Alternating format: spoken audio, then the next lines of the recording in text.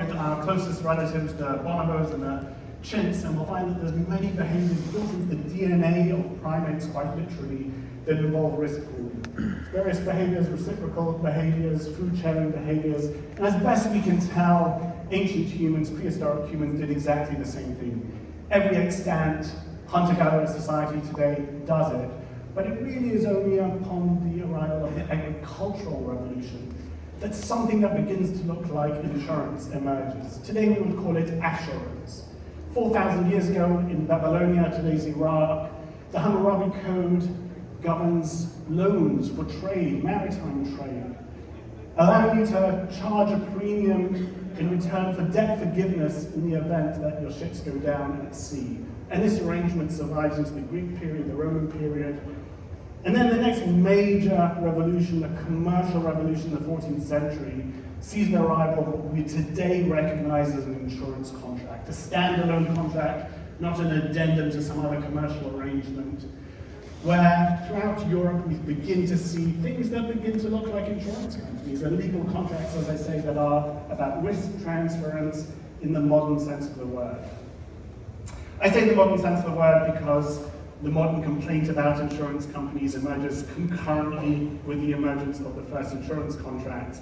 So already in the 14th century, we have Francesco writing to his wife to complain about insurance companies.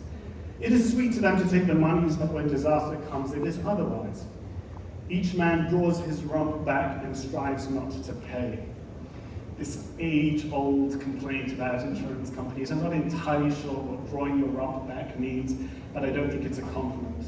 And if we zoom forward to today, you look at the crowdsourced dictionary, the Urban Dictionary, and the #1 most voted definition of insurance, almost 20 years in a row, is a business that involves selling people promises to pay later that are never fulfilled. Not that much has changed in these 700 years. Like all good dictionaries, the Urban Dictionary will also show you the usage of the word. Goma paid flood insurance premiums for years, but then the insurer decided to go out of business when the flood came because management had spent all the premium on hookers and private jets. If you want to know the pulse of the people and what they think about insurance, just go over to the Urban Dictionary and see how they define it. So, something that looks like modern insurance has been around for quite a while, but in an important way, the pre-modern era was profoundly different. The legal structure may have been similar, but the mathematical, scientific, actuarial basis of what we recognize as insurance was entirely missing. In 1540, King Henry VIII, not too far from here, decided to raise some money by selling annuities. And he was willing to pay 14% for life, but he charged the same amount regardless of the age of the purchaser. All pricing in insurance was basically just supply and demand of commercial transactions with no scientific or mathematical basis. And that changed in the scientific revolution. So I'm flying through different kind of major revolutions. But of course, 100 years after Henry VIII, 1654, Pascal, Fermat started corresponding, and that gets us to modern probability theory. Bernoulli comes out with the law of large numbers, and truly modern insurance, not in the legal sense, but in the mathematical sense, emerges during the 17th century. And a lot of companies that are still around today, not too far from here, Lloyd's of London, Aviva, others around the world, emerge on the basis of everything that was developed during the scientific revolution. So it was called a revolution for good reason, because not a single insurance entity, collective, company that predated the scientific revolution survived it. Not a single one. Conversely, many of today's major brands have survived and thrived for hundreds of years, for centuries, on the foundations of the scientific revolution. It really was quite a revolution. But I put it to you that longevity should not be confused with immortality. Because a new revolution is afoot. It's gathering steam, and it's rendering incumbents structurally disadvantaged. It doesn't mean they can't course correct. It doesn't mean they can't harness all the goodness. That's what these 2 days are all about. But it does put them wrong-footed going into the current revolution. I'm generalizing, and this is a self-selecting crowd, so it may not apply to you.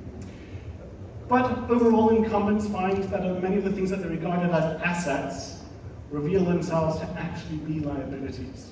You have 10,000, 20,000, 30,000 brokers or agents. You thought when you took the job that that would be a huge asset, and then suddenly, in the era of the direct-to-consumer app-based distribution, you're wondering if that's not an albatross around your neck. If that's not creating channel conflict, sales conflict, cost structures that don't make sense in the direct-to-consumer era. Your culture. Your management teams were handpicked and groomed for legacy preservation, whereas what you really need is an engineering culture and a team hell-bent on business transformation. Not an easy transformation to make. And then there's the tech. You've been building tech since the 1980s or 70s, but you find that now in the era of AI, it's hard to cash in and to truly harness everything that's coming out because you've got decades of legacy that are built up. Your systems behave more like a black hole devouring time and cash than that black box that makes everything faster, cheaper, smoother.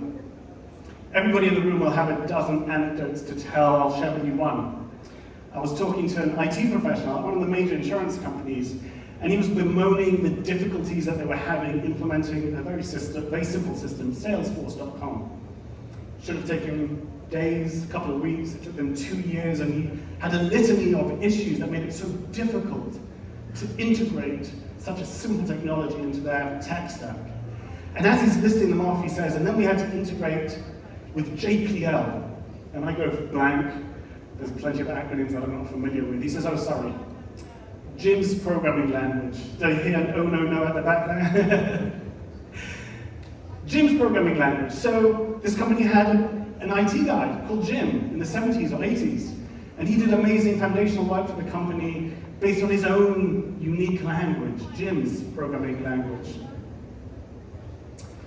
Jim died, but his legacy lives on. You get the point. Which brings us to what I see, and everyone will have their own take on this, as the InsurTech manifesto in its purest form.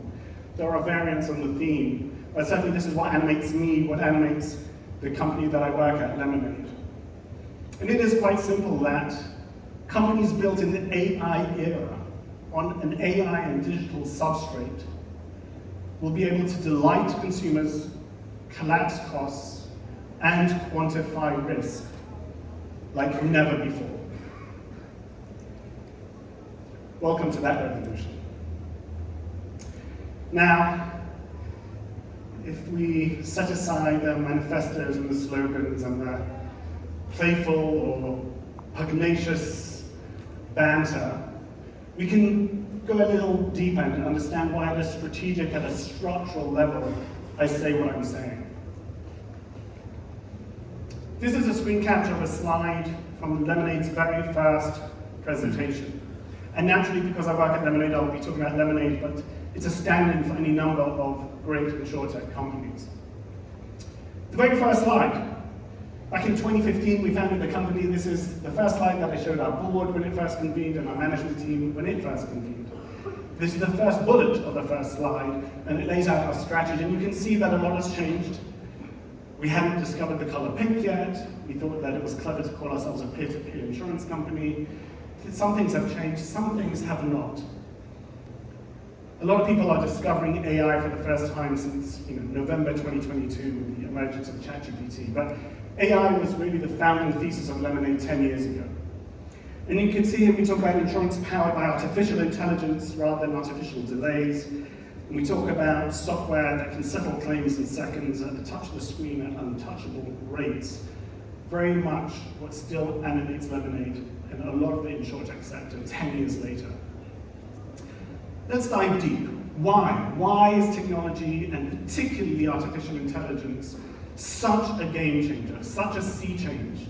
Not an increment, but a disruption, a step change.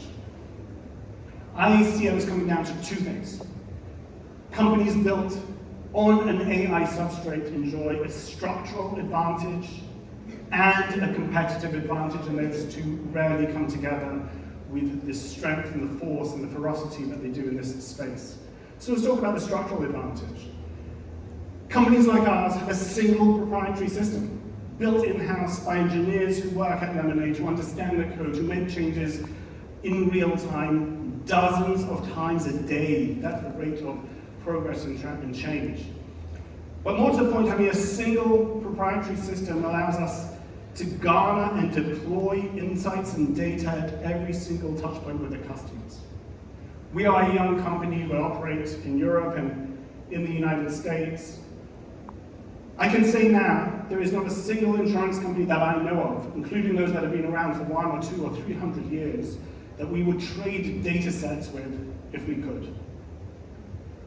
When you build it right, the depth of the insights that you glean compensate for the fact that you haven't been around for quite so long.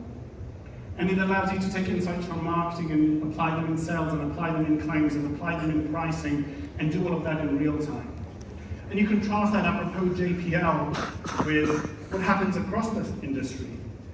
This is Geico, one of the United States' foremost insurance companies, and their owner a year ago standing on stage and saying that Geico has more than 600 systems that don't really talk to one another. And that is a structural advantage. It's very, very difficult for large corporations, willing and keen as they are, to reinvent the very chassis upon which they are built while the car is moving. There are almost no examples in any industry of any incumbency managing to pull that off. 600 systems down to one, that really doesn't happen. It's almost unprecedented.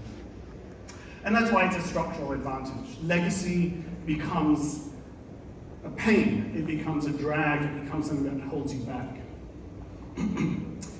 But more to the point, that structural advantage begets a strategic advantage, a competitive advantage, and that is because AI is better than humans at the 2 things that matter in insurance: precision or accuracy and automation. And by precision, I mean the ability to quantify risk.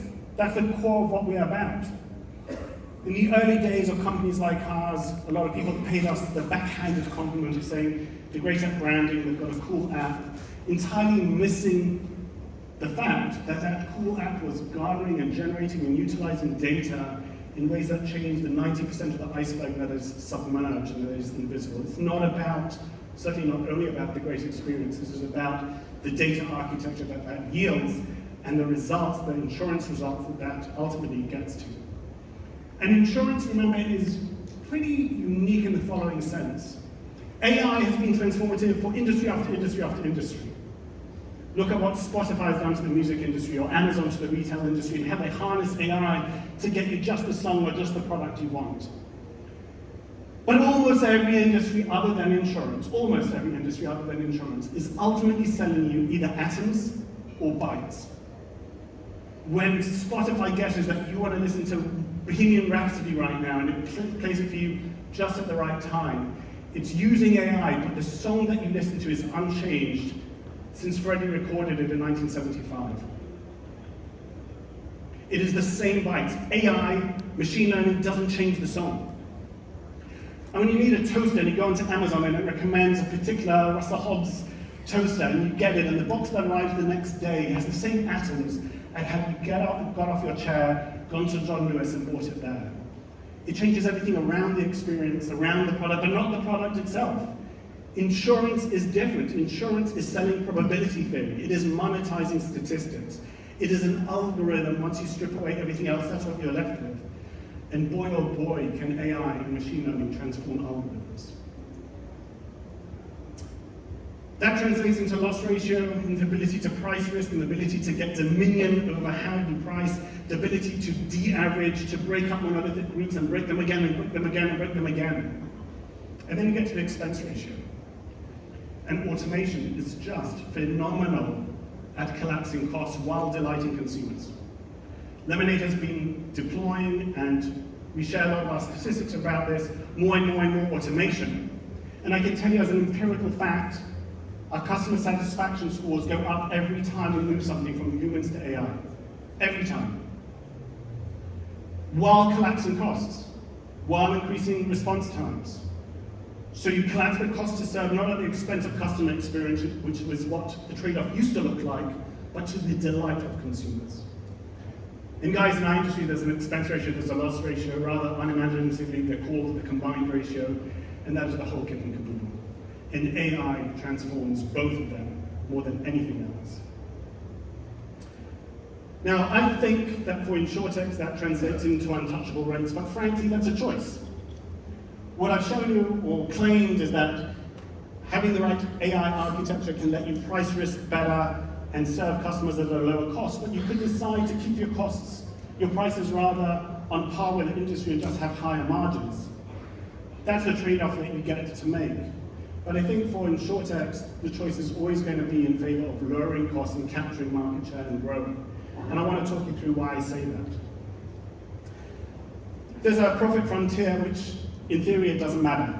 You could charge X and you'll have this much profit, and you can charge 25% less and you'll have the exact same profit. In theory, at any given point, at any given scale, it's much of a muchness whether you optimize for growth or you optimize for gross margin. But while that's true at any given scale, we are not indifferent to the scale itself. As you grow, as insurtechs grow, the profit frontier itself shifts. And if this was the potential profit pool at a certain scale, this is its potential at a higher scale. Scale moves the frontier. And this too is different for incumbents than it is for insurtechs. Because when you're built on a human substrate, you do get advantages to scale, but they diminish and taper off over time. And the inverse is true when you're built on a digital substrate. You get accelerating returns to scale. The more you grow, the more profitable you become, which is why certain Lemonade, and I think many others, will choose increasingly to cash in that cost structure advantage for lower price, greater growth, and ultimately bigger profit pools as we get through, as we push that frontier. And if I connect the dots and just kind of outline the emerging strategy as I see it, is that AI leadership begets you two gifts that keep on giving: precision leadership and automation leadership. Certainly for us, we choose to cash those in as price leadership, which in turn begets growth leadership, which ultimately gets to profit leadership. It's a long game, but this is a game that we at least are playing. And as you grow, you get those feedback loops, you see that frontier moving, the cost structures remain a constant, more and more of the gross profit drops to the bottom line, and your precision keeps growing as you're able to break up monolithic groups as data accumulates. Now, this was our thesis 10 years ago when we founded the company. This is ostensibly what I told the team on that day, that critical day, that first meeting. I think it held sway, I think it held water. We managed to get investors and employees to buy into it, but it was unproven, it was a hypothesis. Today, and this probably wouldn't have been true as little as 12 or 18 months ago, we and other insurtechs can talk about actual results that begin to reflect this hypothesis, and in the coming years I think you'll see that compounding in powerful ways. Let me show you Lemonade's results from the last 4 quarters, and as I say, I talk about Lemonade for obvious reasons, but you can look at Root and you can look at Hippo and you can look at any number of other insurtechs and see not altogether different kind of trajectories. This is our loss ratio for the last 4 quarters. Our actual gross loss ratio improved more dramatically than this, but I'm tapering it by showing you the trailing 12-month loss ratio in order to take out seasonality and other kind of events. This is a trailing 12-month loss ratio. And you can see the 10-point drop. This was actually our 9th quarter in a row of an improving TTM loss ratio. So this is not a one-off, this is not a 2-off or 4-off, this has been a constant. Now, insurance companies know how to improve loss ratios. I remember early on being told that you grow into excellence, being told that if it grows like a weed, it probably is, all these kind of truisms that the industry lives by. But we've been growing pretty quickly concurrently with crushing our loss ratios. 26% growth, in fact we've been accelerating growth. Over the course of the last 5 quarters, every quarter has grown more than the quarter before it, and we have guided to continued acceleration in this year, 25, and continued acceleration into next year, 2026 as well. And that's already a bit of an unusual pattern. Rapidly falling loss ratios, rapidly expanding book of business. If I layer on top of that some of the cost structures, you'll see just how unusual some of the financial results coming out of InsurTech are. That's our headcount. We grew 26% and we shrank our headcount. Fortunately, no rounds of layoffs, this is natural attrition, but we're able to do increasingly more with increasingly less because of AI. We have fewer employees now than we had a year ago, and a year ago we had fewer employees than a year before that. This is not a one-off thing. You grow at 26% going into the 30s, you need more intelligence at work in your company. You have many more customers. Right? It doesn't have to be human intelligence. And you see that in other cost structures. This is our cost per claim over the same one-year period. Our cost per claim has dropped by almost a third over just 4 quarters. And you layer on top of all of these and you say, shrinking headcount, collapsing costs, improving loss ratios, growing book of business. Our gross profit trebled during this time. And you start to see that the hypothesis that was just that only a few years ago has already got some receipts, some actual, some evidence-based, rather than just a thesis that kind of held water. Where does this all take us? Well, there's an ancient Chinese proverb, if you don't change direction, you'll end up where you're going. And the question of where do we end up depends very much on where you're facing. Where are you going? I said earlier this is a self-selecting group, and I mentioned everybody in the room is tech forward, but not everybody in the industry is, and not everybody in your company is. I want to demonstrate this by showing you an ad that State Farm, the largest insurance company in the United States, ran in 2018. This is an attack ad on lemonade that says so much. 2018 lemonade was doing less than $100 million in premium. We have more than 10x in the intervening years. They were more than 1,000 times our size. And this is the ad that they ran with 2 notable stars from the NBA. This happens all the time. I'll help take care of it. No, I'll take care of it. What's that? A bunch of insurance companies are building these cheap knockoff robots to compete with us. How may I assist you, fine gentlemen? It's kind of freaky. Right, look at his face, His nose. ears, he's got terrible eyes. Well, not... So He stiff. might never had a girlfriend. Okay, guys, regardless of the looks, one thing is certain. These bots don't have the compassion of a real State Farm agent. I have compassion. Yeah, we cool. I am so sorry for your automobile.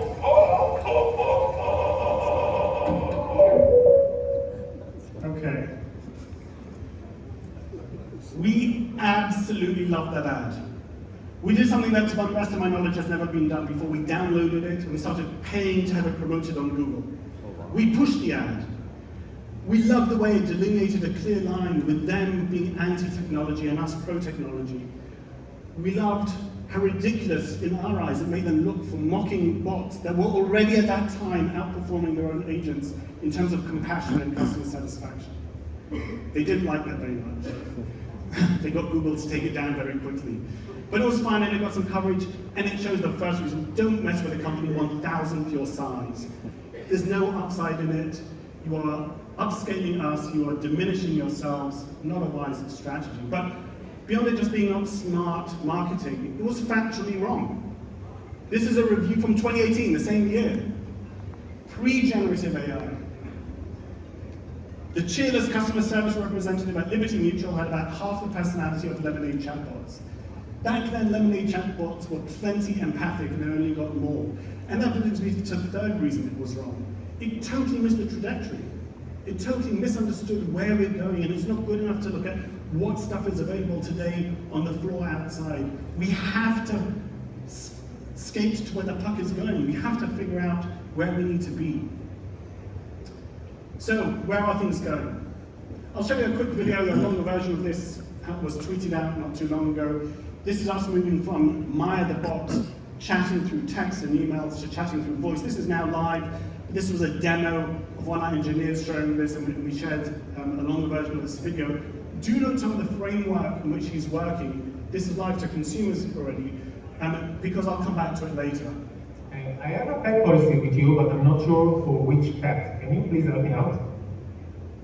Of course, Shai. You currently have an active policy for your cat named Princess Donut, who's a Persian. Let me know if you need any more details.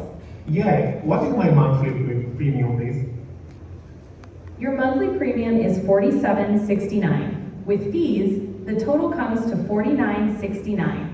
If there's anything else you need, just let me know. Yeah, I do. I have a new cat and I would like it insured with lemonade as well. Can you please help me get a new quote? You can start getting a new quote by visiting the link I've sent you via SMS. Let me know if you need any help. No, Maya, that has been very helpful. I don't need any other thing. I'm glad I could help. Have a wonderful day. Okay, so once the call is ended, we can immediately review the conversation in our conversations list page. You can see it appears immediately here. Let's click it. And I can see the full transcript of the conversation. I can listen to the entire audio of the conversation and see the different segments, when the voice assistant spoke, when I spoke, etc. I can also see the different events that occurred during the conversation. For example, do you remember when I asked if I can get a new quote? So Maya sent a query to our system and got back a response. We can review it here. Once the response arrived, Maya decided that she can send an SMS to me with a link to get the quote. Okay. You can begin to see, and I'll come back to this in a minute, how it's not enough to have voice recognition systems. Paying $20 to GPT a month doesn't do it. You have to have a single system that can integrate, that can send quotes, that can look up. You have to be able to control the whole thing in order for that seamless experience to materialize. And as I say, this is now live. Let me tell you where I think this goes in the not too distant future. We've gone from text to voice, that's live. I think we're not too distant from having video. The next few videos I'm going to show you are entirely AI generated, but they're indistinguishable from normal human interactions. So Maya can have video conferences, Jimma bot can do the same. This woman has never existed, this office never existed, the people behind her don't exist and never did. But it's not just about customer facing. This is about internal transformation. It's about crushing those costs, holding headcount steady even as you grow across every facet of the business. And to do that, we envision a future, and again, not a distant future, where a lot of our colleagues become AIs. This actuary who can get on a Zoom call at any moment, 24/7, has access to all of Lemonade's historical data and actual data in real time, will cost about $3 a month. She'll interact with anybody that she needs to interact, she'll give guidance, she'll be able to have multiple Zoom calls concurrently. You get the idea. We're already using AI in our engineering. Our engineers are using AI to output far more code than a human can. But we're not too far away from having an AI boss for engineers. And again, this is AI generated, this doesn't exist, but you get a sense of how we think a lot of code reviews are going to take place in the next few years. I'm not talking decades out, I'm talking about before the decade is out. And that will be true in engineering, and that will be true in actuarial, and that will be true in compliance and legal, where the AI will not only be able to review contracts at the speed of light and look out for compliance errors in real time, and do 3 months' work in 3 seconds, but we'll be able to interface with humans, with his colleagues, using the interface that we humans expect and want. In fact, I put it to you that there is not a theoretical or an empirical limit to what AI can do relative to humans. We know of no reason to believe that there is anything of commercial value that we can do with neurons running on protein that cannot be simulated by neurons running on silicon. Nothing. And if that's not your experience yet, then underline the word yet. It's coming fast, and much of it is already present. And that is true customer-facing, actuarial, legal, financial, every single facet of the business. If you're architected for it, and it's not just architecture in the classic sense. And here I come to my kind of parting tips, if you like. I talked about InsurTech in the purest sense, in the lemonade sense, if you like, when a company, an insurance full stack, vertically integrated company. But as I say, there are flavors and ways in which InsurTech can make sense for you, even if you don't work at such a company. Everybody should be in tech forward. My 3 tips go as follows. 1, you have to commit wholeheartedly, unreservedly, damn the torpedoes, burn the bridges to AI. When Netflix started streaming videos, it was crap. It was unwatchable. You much prefer to have them or Blockbuster give you a DVD and plug it into the machine and stream. But what Hastings understood is that bandwidth is going to 0. It's going to be infinitely big, and it will be ostensibly free. And he built a business, a stunningly successful business, based on that insight, even though when he launched it, it wasn't quite there. You have to understand where things are going, how quickly they are going there, and commit wholeheartedly. Because if you hesitate, if you defend, if you demur, if you use countervailing forces inside your company to slow down, you will have your lunch eaten for you. Which brings me to my second point, and that's a cultural one. And honestly, one of the world's leaders on this is Adina Exley, who's going to be presenting at 10:35 in the Purple Room tomorrow. I would not miss that. Culture is more important than technology when it comes to technology. I think that many companies will absolutely fail at the AI test. And they'll fail at it for the same reason that most acquisitions fail. On paper, it all makes sense. But there isn't a DNA match, and there's organ rejection. And there's good reason for organ rejection. Some of the things that I just showed you would be daunting and scary to cultures that have not been prepared for it. It's not enough just to write a big check to some integrator and expect it to work. It will fail. So prepare your DNA, prepare your senior leadership for a new world where having more employees is not, or is no longer, the telltale sign that you're a powerful professional, but to the contrary.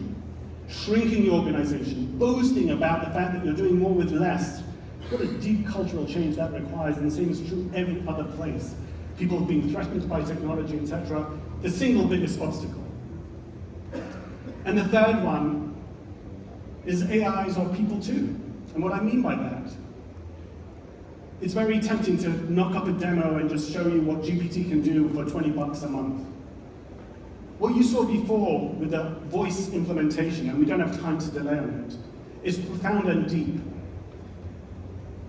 Because the only way for AI to be successful in your organization, beyond being a tool that people use to write things and query, to truly transform an organization, is if you prepare for it. AIs are like people in that if you bring it on board, it needs to be trained.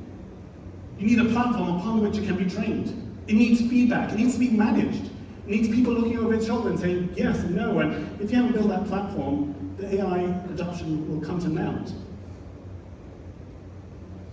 You need to be able to fire AIs. And as new models come out, you need a layer of abstraction that allows you to plug in and plug out and displace and replace and have multiple AIs solving different problems. You need to build a kind of infrastructure that you have already built for your people. You have entire HR departments that do nothing bad. You have feedback cycles, you have managerial reviews. You've got so many tools that you use to get your people to do what you need them to do.